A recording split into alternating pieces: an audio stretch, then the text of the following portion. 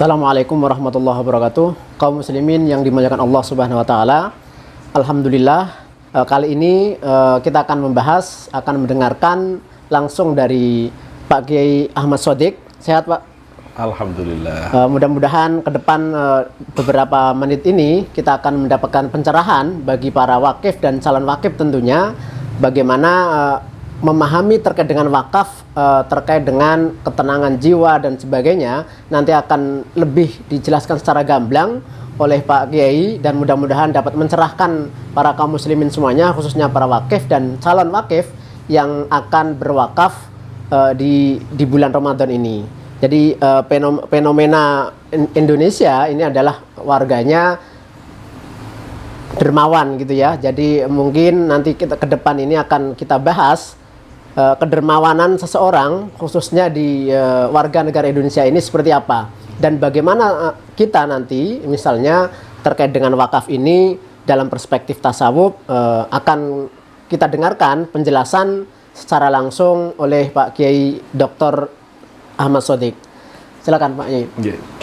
Assalamualaikum warahmatullahi wabarakatuh. Bismillah, alhamdulillah, alhamdulillahi haqqa hamdi hamdan hamidin, ahmadu syukran li jami'i ni'amihi wa mazidih, wa usalli wa usallimu ala nabiyil karim, habibina wa syafi'ina wa qurrati a'yunina Muhammad wa ala alihi wa sahbihi amma ba'du.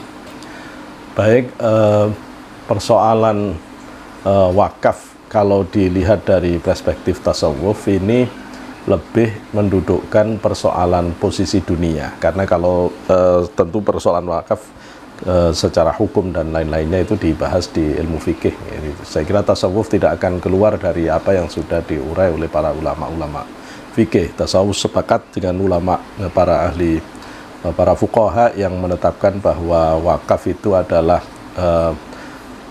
pemberian atau sedekah dalam bentuk barang atau dalam bentuk uang yang memang sudah diniatkan tasarrufnya itu murni untuk hal-hal yang sifatnya syar'i, tidak boleh keluar dari hal-hal yang sifat syar'i, yang tidak bisa diperjualbelikan, tidak bisa dihadiahkan. Nah, dia harus benar-benar diatasnamakan Allah. Nah, kalau ditarik dari sudut tasawufnya, sesungguhnya ini lebih berkaitan dari persoalan bagaimana orang itu rasa kepemilikannya terhadap dunia, dan ini berkaitan dengan konsep zuhud. Di tasawuf sesungguhnya ini persoalan yang paling akar ya. Imam Ghazali dalam kitab Kimya'us Sa'adah itu menegaskan bahwa 114 kali Allah mengutip kalimat dunia di Quran itu semuanya nadanya kezuhudan. Innamal hayatud dunya la'ibun wa lahwun dan seterusnya, itu semuanya menunjukkan bahwa dunia ini sementara. Dan Imam Ghazali menyebut bahwa Allah menyebut bahwa dunia ini adalah sesuatu yang harus dicabut dari batin, itu adalah tugas utama kenabian. Jadi persoalan paling serius dari manusia ini adalah ketika dia terjebak untuk mencintai dunia, dan cinta dunia itulah yang membuat dia kemudian melupakan Allah dan hari akhir gitu ya, sehingga dia tidak tertarik lagi kepada Allah dan hari akhir.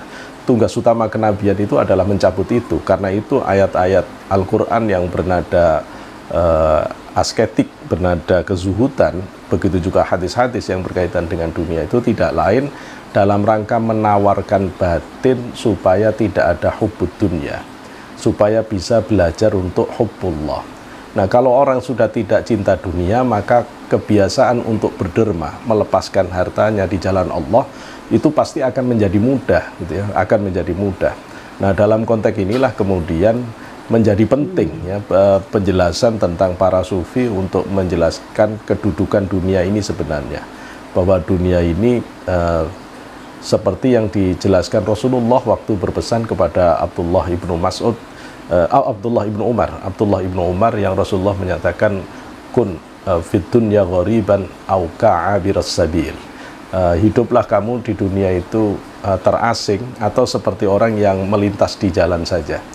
Nah, pesan ini disampaikan, menariknya pesan ini disampaikan saat Abdullah masih berusia 12 tahun gitu ya. Masih 12 tahun. Sehingga kita bisa mengerti bagaimana Rasul mendudukkan dunia itu di batin para sahabat, agar dunia itu tidak dicintai. Nah, yang membuat menjadi susah pergerakan wakaf ini berkembang apabila semua orang itu meletakkan dunia itu di hati. Islam tidak pernah melarang orang untuk kaya. Islam tidak pernah melarang untuk produktif. Karena tidak kita temukan satu hadis pun yang Rasulullah menghentikan sahabat untuk bekerja. Tidak ada satu hadis pun yang Rasulullah melarang sahabat untuk produktif. Justru Rasul selalu mendorong untuk semuanya produktif. Tetapi yang Rasul larang adalah kecintaan terhadap dunia. Nah, pangkal dari berdermawan itu adalah persoalan cinta dunia ini. Sehingga kalau kita kepingin melihat bagaimana sebenarnya akar dari kedermawanan di dalam perspektif tasawuf, yaitu kuncinya adalah di hilangnya hubbud dunya. Dan kalau kita kembali ke surat Al-Imran misalnya, tentang ciri-ciri orang yang bertakwa, a'udzu minasyaitonir rajim, wasari'u ila maghfiratin min rabbikum wa jannatin 'arduha as-samawati wal ardu 'iddatul lil muttaqin alladzina yunfiquna fis sarra'i wad dharra wal kadhimina al ghaidha wal 'afina 'anil nas. Dari 3 ciri orang yang bertakwa yang Allah sebut itu, yang pertama itu dermawan. Dermawan. Yang kedua memang sabar, yang ketiga pemaaf. Dermawan ini ciri pertama yang Allah sebut. Jadi orang itu disebut Islamnya bagus kalau dia itu yunfiquna fis sarra'i wad dharra. Dia mampu berderma baik dalam keadaan senang maupun dalam keadaan susah. Allah sebut orang yang benar-benar alim itu, orang yang benar-benar bertakwa itu, orang yang benar-benar soleh solihah itu, ketika dia mampu berderma dalam keadaan sulit sekalipun, ketika mampu berderma dalam keadaan miskin sekalipun. Sehingga kita tahu di dalam sejarah itu seperti yang Imam Syafi'i sampaikan, kaum Ansor yang mewakafkan hartanya itu lebih dari 80 orang gitu ya, lebih dari 80 orang, dan sudah menjadi kebiasaan. Maka kalau kita melihat konsep berderma di tasawuf, ada istilah yang istilahnya itu al-ithar. Di tasawuf itu ada ajaran al-ithar, mendahulukan orang lain dalam hal duniawi. Maka pasti para sufi, para ulama-ulama ahli tasawuf, ahli thariqah itu sangat mendukung apa yang disebut dengan gerakan wakaf ini. Karena dari derma itu yang dipandang oleh para ulama sebagai yang pas benar dengan istilah sodaqah jariyah itu sebenarnya wakaf. Wakaf. Karena kalau yang lain itu ulama masih berdebat gitu ya. Karena kalau hadiah misalnya, hadiah itu habis dipakai selesai. Dia apa bisa jariyah itu mengalir selamanya? Kan sudah habis gitu. Sodaqah juga begitu, sodaqah bimana'am, atau infak juga begitu. Tapi wakaf sudah pasti. Jadi ketika ada hadis Rasul yang menjelaskan idza mata ibnu adam in qata amalu illa min salatin shadaqatin jariyah aw ilmin yuntafa'u bihi aw waladin shalih yad'u lah. 3 hal yang akan tetap mengalir kalau orang itu sudah meninggal. Di situ itu ada kalimat shadaqatun jariyah. Shadaqah jariyah itu para ulama itu lebih sepakat ini artinya wakaf. Ini artinya wakaf. Sehingga kalau orang itu kepingin punya shadaqah yang memang mengalir selamanya, wakaflah. Jangan wakaflah, berusahalah untuk mewakafkan sesuatu ya dari dia yang dia miliki. Maka menurut saya gerakan wakaf yang dimotori oleh NU ini perlu kita dukung bersama ya, dan perlu kita jadikan semangat bersama. Karena saya kira setiap kita itu kalau memberi sedekah itu masih mikir ini nanti benar enggak jalannya. Tapi kalau sudah wakaf itu kita tenang. Karena kalau orang wakaf itu sudah tidak bisa diapa-apakan, itu sudah pasti di jalan Allah gitu ya, sudah pasti di jalan Allah. Menurut saya tidak ada apa ini ya, proses berderma dan institusi berderma yang lebih objektif dan lebih menjanjikan dari wakaf ini, baik dari jaminan jariyahnya ila yaumil qiyamah itu dan dari jaminan apa ini pahala yang Allah sediakan. Saya kira itu kalau kita lihat dari perspektif tasawufnya. Berarti memang yang mendekati apa namanya jariyah, arti tadi yang Pak Kiai sampaikan di hadis itu memang wakaf gitu, wakaf, Pak Kiai ya. Wakaf, betul. Jadi memang selain punya dimensi ketuhanan, juga memang secara manfaatnya dijamin pengelolaannya gitu, Kiai ya. Betul. Karena tidak boleh dijual, tidak boleh dihibahkan. Kalau mau memang ada garansi investasi terbaik, para sahabat wakif langsung hari ini mendapatkan pencerahan dari Pak Yai terkait dengan wakaf, bahwa jariyah itu adalah wakaf. Wakaf. Gitu. Jadi Iya, mungkin wakaf. ini juga menjadi catatan untuk kaum muslimin semuanya. Betul. Yang kemarin-kemarin misalnya bahwa jariah bisa ngasih makan orang miskin dan sebagainya, bisa infak dan sebagainya. Ternyata sore ini kita terbongkar mendapatkan informasi bahwa yang paling mendekati kalimat jariah adalah wakaf.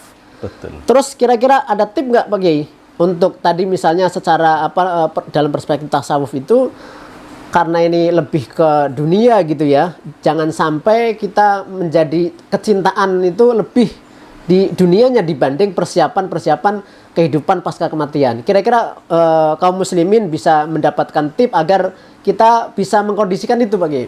Lagi itu kita ingat hadis qudsi yang dikutip Imam Ghazali dalam kitab Ahadisul Qudsiyah yang panjang itu. Allah menyebut itu bahwa ad-dunya darun liman la darolah gitu ya. Dunia ini rumahnya orang yang tidak punya rumah di akhirat itu. Jadi kalau orang itu cuma sibuk bangun dunia untuk dunianya, maka itu siap-siap besok gelandangan di akhirat itu.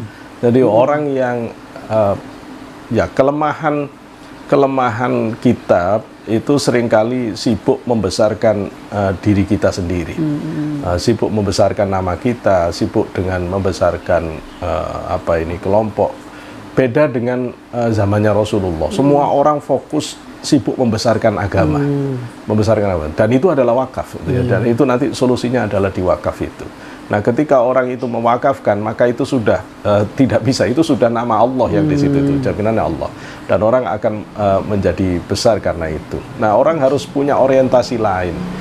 Kalau orang itu hidup hanya untuk orientasi dunia, pasti ini orang tidak cerdas itu. Kalau Rasulullah menyebut itu kan al-kayyisu man dana nafsahu wa amila lima ba'dal maut. Ya, orang yang benar cerdas itu orang yang mampu mengendalikan nafsunya dan dia mampu berbuat untuk mempersiapkan hari depannya itu akhirat. Jadi kalau orang bisa mikir sukses 10 tahun, pasti kalah dengan orang yang bisa berpikir sukses 50 tahun. Kalau orang bisa menjamin sukses di dunia, itu ya kalah dengan orang yang bisa mikir sukses sampai akhirat. Nah, wakaf ini adalah peluang untuk sukses sampai akhirat gitu. Sukses sampai akhirat. Jadi jangan tanggung-tanggung kalau mikir sukses itu. Kadang-kadang kita itu saking bingungnya supaya bisa tetap sukses sampai meninggal itu, sampai asuransi ini kita beli, sampai kita investasi ini saking takutnya ndak bisa seneng sampai tua. Tapi orang lupa bahwa setelah tua itu kita mati. Setelah mati itu kita masuk alam barzakh. Barzakh kita itu nanti akan menjadi raudhah min riyadil jannah, atau akan menjadi hufra min hufarin niran, akan menjadi taman surga atau menjadi lorong neraka. Itu investasinya ya sekarang. Maka ketika Rasulullah itu menyembelih domba, kemudian tiba-tiba ketika Rasulullah pulang itu tinggal paha saja. Terus Sayyidah Aisyah ditanya oleh Rasulullah, kok ini dagingnya bagaimana? Terus kata Aisyah, ini tinggal paha Rasul. Kata Rasulullah, bukan tinggal paha, gitu ya, bukan tinggal paha. Justru yang disodakohkan itu yang abadi, ya, juga yang disodakohkan abadi. Nah, maka kalau kita melihat ini, sesungguhnya cara berpikir kita memang harus berubah ya. Sebagai orang Islam, kita itu menganggap berderma, apalagi wakaf ini bukan sesuatu yang hilang, tetapi justru itu yang abadi. Kalau orang punya konsep berpikir bahwa berderma, wakaf ini adalah mengabadikan dari harta yang kita punya, maka itu akan saya kira akan merubah mainstream kita dan akan menjadi seperti para sahabat yang terus berderma, terus berlomba-lomba untuk mewakafkan apa yang dia punya. Tabiin semuanya begitu. Jadi sampai hari ini kalau kita di Mesir itu ada satu wilayah yang kalau kita ke sana, itu tempat itu menjadi tempat mahasiswa Indonesia, mahasiswa luar negeri, mahasiswa mana saja untuk tinggal secara gratis. Tanah itu adalah wakafnya Syekh Abdul Qadir Al-Jilani, gitu ya. Dan itu tasawuf ya. Syekh Abdul Qadir Jilani pendiri Thariqah Qadiriyah. Ya, saya kira Sultanul Aulia yang semua kita tahu. Jadi, dan saya sampai hari ini juga mendengar cerita bagaimana madrasah Syekh Abdul Qadir itu menjadi wakaf yang tidak pernah sepi dikunjungi orang-orang, apalagi kalau pas haulnya Syekh Abdul Qadir. Bagaimana Syekh Abdul Qadir itu ini ya, susah sekali ketika ada orang miskin terus beliau tidak bisa memberi. Oh, itu susah banget itu. Susah banget. Syekh Abdul Qadir pernah marah ke pembantu rumah tangganya gara-gara tidak diberi apa-apa, dan memang saat itu tidak ada apa-apa. Sudah habis semuanya diberikan itu. Saking hebatnya orang-orang dulu itu memberi contoh berderma. Ada hal yang juga menarik itu kalau kita lihat dulu di Sidogiri, karena saya orang Pasuruan. Itu ada salah satu masyayikh, saya agak lupa namanya ini, apa Mas Hasan atau siapa waktu itu ya. Itu beliau itu ya dia punya isyarat dari Allah bahwa akan ada musim paceklik. Maka beliau sudah menyiapkan 2 lumbung padi. Lumbung padi di dalam pondok dan lumbung padi di luar pondok. Sengaja dia panen itu tidak pernah dijual, ditampung, karena beliau menyiapkan kalau sampai musim itu datang supaya bisa mencukupi kebutuhan warga sekitar, paling tidak bisa menolong itu. Tapi begitu tiba waktu musim paceklik itu, dibuka lumbung ini, silahkan masyarakat ngambil, dibuka sampai habis. Ternyata masih kurang, dibuka lagi akhirnya yang di dalam pondok, dipersilahkan dia. Padahal pondok ini mestinya untuk kebutuhan santri, dalam sama pondok santri. Tapi karena sudah itu dibuka, habis, Yai masuk kamar nangis, Yai sholat 2 rakaat nangis. Bunyai terus bingung, kok nangis itu gimana? Lah ya, aku sudah siapkan keadaan ini dari jauh-jauh hari, ternyata begitu ini datang, aku belum bisa bantu apa-apa ke masyarakat. Padahal itu udah bantu banyak, bantu banyak. Saya mikir, wah Kiai dulu itu memang wes gak karu-karuan kalau nyontohi ahli sedekahnya, masya Allah. Sampai ada salah satu masyayikh di Sidogiri itu yang meninggal banyak utang, banyak utang. Padahal dia kaya. Terus dilacak-lacak, kok bisa banyak utang ini bagaimana? Ya itu, beliau itu tidak bisa nolak. Jadi kalau ada orang utang ini, kalau dia tidak punya, ya dia ngutang. Sampai ngutang-ngutang. Ya Allah, tentu kita tidak akan sanggup untuk sampai di situ. Tapi sisihkanlah dari apa yang kita punya itu untuk akhirat kita. Tidak boleh kita itu sampai memakai semua yang kita pakai ini. Itu apa ya, ujiannya, kalau kita ingat ujiannya Tolut ketika mau mengalahkan Jalut, yang Tolut itu dengan Nabi Dawud waktu itu kan melewati sungai. Ya Allah uji itu kan, tidak boleh minum. Illa man ightarafa ghurfatan biyadih, kecuali orang hanya yang minum sedikit. Ini oleh para sufi dijelaskan seperti ini kehidupan. Tidak boleh kita itu mengambil banyak-banyak kecuali sekedar. Nah, kecuali itu dimanfaatkan untuk Allah ya, untuk Allah ya. Nah, dan kembali lagi kalau mau memanfaatkan yang lebih permanen, ya institusinya wakaf tadi. Wakaf tadi. Berarti jelas Pak Kiai tadi ya.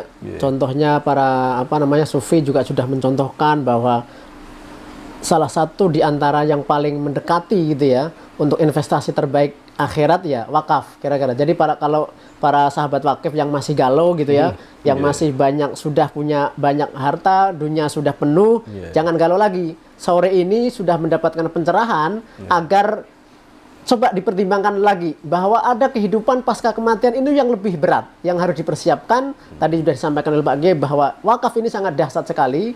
Bahkan tidak ada peradaban di dunia yang tidak didukung oleh wakaf. Sehingga jangan galau lagi para kaum muslimin yang sudah menyiapkan di bulan Ramadan ini, yang ada harta yang masih kira-kira bisa diwakafkan, silahkan diwakafkan. Bahwa ini sudah dicontohkan mulai sejak Nabi, sahabat, tabi'in, sampai para kaum muslimin yang sudah melakukan, bahkan ini sudah sampai sekarang. Misalnya pemerintah Indonesia sudah baru kemarin-kemarin melonceng gerakan wakaf uang, Pak Kiai.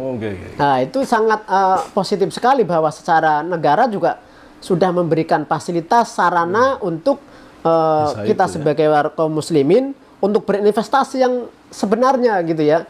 Jadi mungkin itu sore ini sudah kita mencerahkan. Mungkin ada tip Pak Kiai agar kaum muslimin tidak galau lagi gitu ya. yang sementara ini sudah mengumpulkan segitu banyak hartanya gitu, mumpung ini bulan Ramadan, barangkali masih ada yang pertimbangan, oh nanti dulu, kan setan itu kan luar biasa sekali dalam merayu kita sebagai kaum muslimin gitu ya. Gimana kira-kira Ki? Ada tip yang agar ini yang para calon wakif ini nggak ragu lagi untuk ke LWP menyerahkan sebagian hartanya sebagai investasi terbaik? Saya kira setiap kita itu harus punya pikiran kita itu tidak bisa memastikan usia kita panjang. Ya kalau kita usianya panjang itu bisa kita menunda-nunda. Jadi kalau urusan kebaikan semua ulama itu sepakat jadikan hari ini hari terakhirmu supaya kita tidak berpanjang-panjang. Itu yang dimaksud oleh Rasulullah, i'mal lidunya ka'annaka ta'ishu abada wa'mal li akhiratika ka'annaka tamutu ghadah. Kalau kita berbuat perbuatan dunia, memang kita harus berpikir kita punya waktu yang panjang. Kalau tidak diselesaikan nanti bisa diselesaikan oleh keturunan-keturunan kita. Tapi kalau sudah urusan akhirat, itu ka'annaka tamutu ghadah, kata Rasulullah, besok kita mati. Kalau tidak sedekah sekarang mau sedekah kapan gitu ya.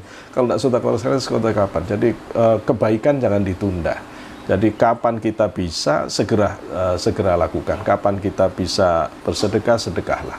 Jangan menunda. Nah, karena menunda sedekah itu biasanya membuka pintu setan untuk menghentikan. Karena kalau kita baca penjelasan Imam Fakhrul Razi misalnya dalam kitab tafsir Mafatihul Ghaib ketika menjelaskan a'udzubillahi minasyaitonirrajim, kenapa di situ kata asyaiton itu ma'rifat tidak nakiroh.